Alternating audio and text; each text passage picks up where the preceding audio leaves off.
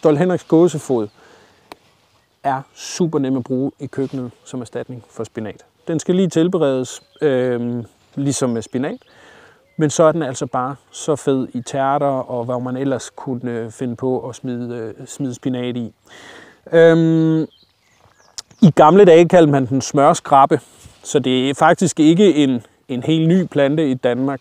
Og jeg tror måske navnet kommer af, at den gør sig godt også bare på en pande med smør og salt og peber, som tilbehør til en ret. Smager overraskende godt, når man tænker på, hvor simpel den tilberedning er.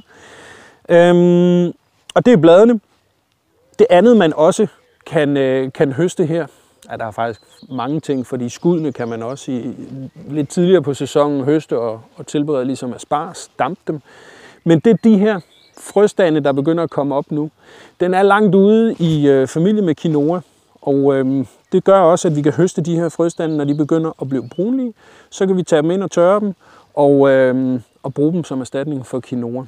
Super, super fed plante, der både står i fuld sol og i ret tung skygge også, og som bliver ved med at komme år efter år. Ret tidligt faktisk også hen på foråret der. Så en fantastisk lækker plante. Nem at bruge.